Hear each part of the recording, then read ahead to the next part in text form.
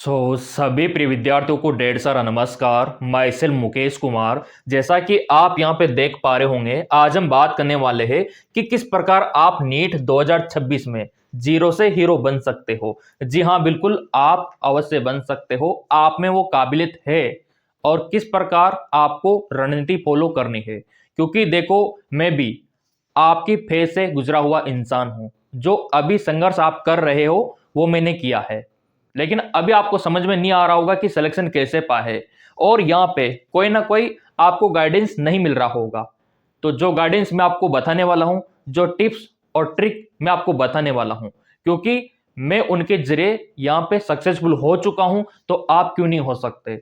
यहाँ पे जीरो से हीरो का मतलब है कि फर्स्ट अटेम्प्ट में आपने एग्जाम दिया होगा नीट का, लेकिन आपके नंबर आए होंगे 150 के करीब, किसी न किसी के 200 आ गए होंगे, लेकिन आपका अल्टीमेट सिलेक्शन नहीं हुआ होगा। आपको मतलब है सिलेक्शन से, गवर्नमेंट मेडिकल कॉलेज मिलने से, तब जाके आप सफल होंगे। ठीक है, तो यहां पे ये जो आपका स्कोर रहा होगा, और यहां पे आना आप चाहते होंगे आपका 600, 650, 400, 450 के करीब, क्योंकि ये नंबर अगर आप लेके आगे नीट 2026 में, तो ऑब्वियसली बात है मन चाहा मेडिकल कॉलेज आपको मिल जाएगा।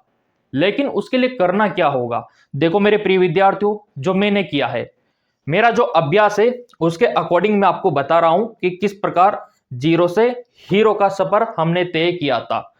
तो इसके लिए आपको करना क्या होगा, देखो अभी आपने अपने दिमाग में आपकी जो मानसिकता है ना, वो ये बना रखी है कि नीट का एग्जाम काफी टफ होता है। क्योंकि जब मैं भी आपके एज का था, तो यही लगता था कि नीट का एग्जाम तो बहुत टफ होता है।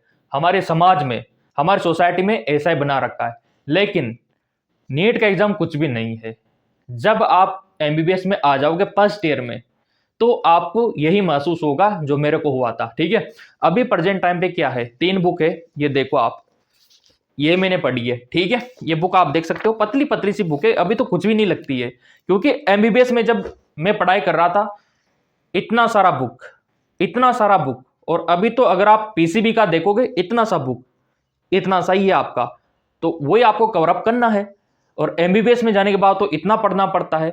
तो एमबीबीएस का फर्स्ट ईयर तो और मुश्किल है, उसे तो काफी आसान है। पतली पतली सी किताब है आपके एनसीईआरटी की, और सारे क्वेश्चन वहीं से आते हैं। मैंने भी देखो वही पढ़ा था, अंडरलाइन की हुई है, और ये मेरे टाइम की बुक है, खुद मैंने इसको पढ़ा था। देखो किस प्रकार अंडरलाइन मैंने कर रखी है, मैं टेलीग्राम पे दे दूंगा, कोई दिक्कत वाली बात नहीं है। और ये मेरे नोट्स आप देख सकते हो, मैंने जो बना रखे हैं, किस प्रकार मैंने बनाए थे, पतले पतले, देखो ज्यादा मोटे नहीं है, पतले पतले नोट्स, यानी कि आपको शॉर्ट नोट्स बनाना है। कैसे बनाना है मैं आपको बता दूंगा। देखो कितने पतले, ज्यादा भारी भरकम नहीं, इतने पतले कि एग्जाम टाइम पे आप इनको पढ़ के जा सको। छोटे से, मतलब 20-25 पेज के नोट्स, इनको आप शॉर्ट नोट्स बोल सकते हो। पुराने पेपर वगैरह सब मेरे पास है, मैं आपको दे दूंगा, नो टेंशन, सारे मेरे पास अवेलेबल है। और ये मटेरियल तो फ्री में मैं आपको दे दूंगा टेलीग्राम पे, क्योंकि हमारे चैनल पे काफी सारे गरीब परिवार के बच्चे हैं, तो उनका भी सोचना पड़ता है। ठीक है, तो जीरो से हीरो आपको बनना है। आपका स्कोर आपको 400 से 450 पे बूस्ट करना है। तो उसके लिए करना क्या होगा सर जी, वो बता दो। तो चलो वही मैं आपको बताने वाला हूं। सबसे पहले तो आपका फोकस होना चाहिए किस पे, कि नीट का एग्जाम के लिए टाइम कितना बचा है। आपको पता है कि मई के फर्स्ट वीक में आपका एग्जाम है, और आपको पीसीबी तीनों विषय कवर करने हैं। तो आपको जो फिजिक्स सब्जेक्ट पढ़ना है नीट 2026 के लिए, आपका जो फिजिक्स रहेगा, ये आपका फिजिक्स, ये आप मॉर्निंग में कवर अप किया करो, मतलब सुबह के टाइम पे पढ़ा करो फिजिक्स को। हमारा ब्रेन, जिसमें ब्रेन सेल होती है, वो काफी एक्टिव रहती है मॉर्निंग टाइम पे, और जो कठिन से कठिन सवाल होता है उसको हल करने में सफल होती है। तो क्योंकि मैंने हमेशा फिजिक्स को सुबह के टाइम पे पढ़ा है, हम बायोलॉजी वाले हैं, ऑब्वियसली बात है हमारे लिए फिजिक्स टफ होता है, आपके लिए भी होगा, बायो वालों के लिए फिजिक्स टफ ही होता है, केमिस्ट्री इजी होता है, जो मैथ वाले हैं ना उनके लिए इजी होता है फिजिक्स। तो इसलिए आपको फिजिक्स मॉर्निंग पे पढ़ना है। केमिस्ट्री आपको दोपहर के समय में पढ़ना है, क्योंकि इतना इजी भी नहीं है, टफ भी नहीं है, बीच वाला है। और बायो आपको हमेशा, क्योंकि मैं हमेशा इवनिंग या फिर सोते टाइम आराम से और बुक से पढ़ना है, एनसीईआरटी वाली ये जो बुकें होती है ना, उनसे ही आपको पढ़ना है बायो को, क्योंकि आपको पता है ना कि आपका 50% पेपर बायो का ही रहता है। ये नीट का जो पूरा है उसमें आपका 50% हिस्सा जो घेरता है वो बायोलॉजी घेरता है, और अच्छी बात है ये। बाकी का तो 25-25% है फिजिक्स केमिस्ट्री का, तो वो भी सोचना आपको चाहिए। तो अब इसके अलावा और क्या करना है आपको, देखो अभी से लेके नीट एग्जाम तक क्या करना है लिख लो आप। एक तो शॉर्ट नोट्स आपको बनाना है, जो मैंने आपको दिखाया पतले पतले वाले। फिजिक्स को कब पढ़ना है, केमिस्ट्री को कब पढ़ना है, बायो को कब पढ़ना है, ठीक है। जब यहां पे आप शॉर्ट नोट्स बना लोगे, सभी फॉर्मूले सब एक जगह लिख डालो, इतना सा एक नोट्स बनाओ, या फिर इस प्रकार का बना सकते हो आप, उसमें लिख डालो आप सारा मटेरियल, ताकि एग्जाम टाइम आप पढ़ के जा सको। ये मेरा अभ्यास मैं बता रहा हूं, ये मेरे नोट्स है, ठीक है ना, जो मैंने पढ़े हैं, अभी काफी पुराने हो गए होंगे, ये देखो आप। तो वो वाली बात है। अब आप अपने हिसाब से नोट्स बना सकते हो, शॉर्ट नोट्स, सारे फॉर्मूले प्रिंसिपल एक जगह आपको लिखना होगा, और ये आपका शॉर्ट होना चाहिए। और हाँ, सबसे इंपॉर्टेंट, जितना हो सके ना आप प्रैक्टिस क्वेश्चन करो। प्रैक्टिस क्वेश्चन जो एमसीक्यूज होते हैं ना वो, और जितना हो सके पुराने पेपर को सोल्व करो, ताकि आपको पता लगे कि किस लेवल के क्वेश्चन आते हैं। क्योंकि मैंने जितने भी पिछली बार एग्जाम हुआ था ना नीट का, वो सारे पेपर कर डाले, सारे के सारे, उनसे कॉन्फिडेंस भी आता है और पेपर का लेवल भी पता चलता है। तो वो काम आपको करना होगा, पुराने पेपर तो आपको सोल्व करने होंगे। और इसके अलावा अब आपके लिए सबसे इंपॉर्टेंट है, आपका डेली रूटीन होना चाहिए। ये ऐसा नहीं कि एक दो दिन फॉलो किया बाद में आपने गिव अप कर दिया, ऐसा नहीं होना चाहिए। और इतना ही नहीं, आपके लिए जब एग्जाम करीब रहता है तो उस टाइम पे क्या करना है आपको, क्योंकि आप शॉर्ट नोट्स बना लोगे, है ना, आप पीसीबी को भी इस रूटीन के अनुसार पढ़ लोगे, और आप पुराने पेपर को भी सोल्व कर लोगे, एमसीक्यूज भी कर लोगे। लेकिन जब एग्जाम करीब होगा, आपके लिए अप्रैल का महीना होगा, उस टाइम पे करना क्या है, उस टाइम पे ऐसा नहीं कि किताबें पढ़ रहे हो आप, उस टाइम पे सिर्फ आपको जो आप शॉर्ट नोट्स बनाओगे ना वही पढ़ना है, क्योंकि आप ज्यादा कवर अप कर पाओगे। और जब आपका नीट का एग्जाम होगा, क्योंकि अंतिम चरण आपका यही रहेगा, तो उस टाइम पे आपके दिल की धड़कन बढ़ रही होगी, घबराहट हो रही होगी, तो उसको नजरअंदाज कर देना है और सारा फोकस अपने कॉन्फिडेंस पे रखना है। और जैसे आपका नीट का एग्जाम पेपर आप ओपन करोगे, तो सबसे पहले करना क्या है आपको, वो मैं आपको दिखा देता हूं।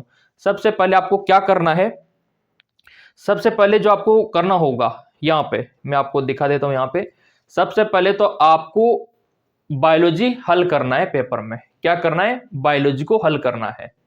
बहुत सारे बच्चे क्या करते हैं, सबसे पहले उठा लेते हैं अपना यहां पे केमिस्ट्री फिजिक्स, लेकिन आपको करना क्या है, आपको बायोलॉजी को पकड़ना है पहले, क्योंकि 50% यही है। इसके बाद आपको केमिस्ट्री को करना है, आपका केमिस्ट्री, फिर करना है आपको फिजिक्स को, फिजिक्स को लास्ट में करना है पेपर को, क्योंकि पेपर कोड अलग अलग होगा, किसी का फिजिक्स पहले होगा, केमिस्ट्री, ऐसा मान लो ये पेपर है तो इसमें किसी का फिजिक्स पहले हो सकता है, किसी का केमिस्ट्री पहले हो सकता है, किसी का बायो पहले हो सकता है, पेपर कोड के अनुसार।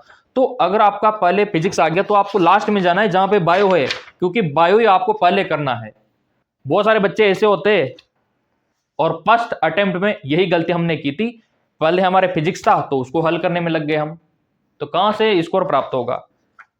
और तब पता लगा कि पहले अपन को बायो करना चाहिए, क्योंकि फिजिक्स के चक्कर में बायो और छूट गया। फिजिक्स काफी लेंथी होता है, न्यूमेरिकल होता है इसमें, तो पहले बायो को करना, केमिस्ट्री को, फिर फिजिक्स को करना है आपको। इतना सा आप ध्यान में रखो।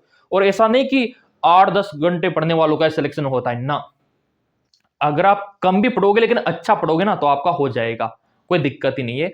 हमारा एक्सपीरियंस रहा है, जो मैं आपको फ्री ऑफ कॉस्ट बता रहा हूं। तो आप अगर थोड़े बहुत भी पढ़ते हो लेकिन क्वालिटी कंटेंट पढ़ते हो ना, हो जाएगा आपका सिलेक्शन, नो डाउट।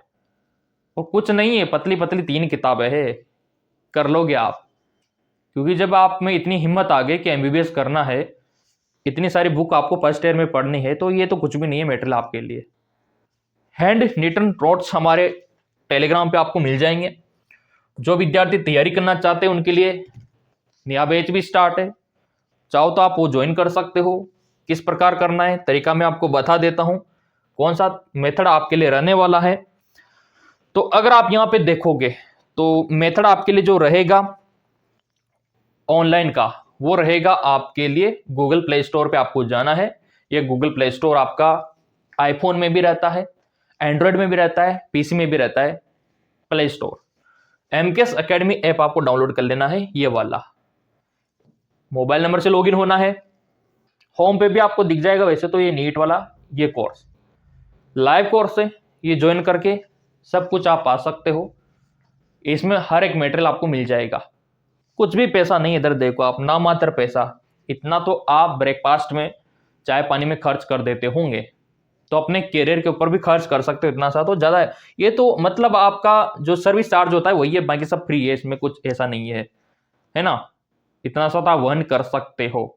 आपका जो नीट फॉर्म फीस रहेगा उससे भी कम फीस है, यहाँ पे आप देख सकते हो। तो ये तरीका है, इसमें सारा डाल रखा है, हैंड रिटन नोट्स वगैरह सब आपको मिल जाएगा। और जो मैंने आपको बताया प्लीज उसका ध्यान रखना आप।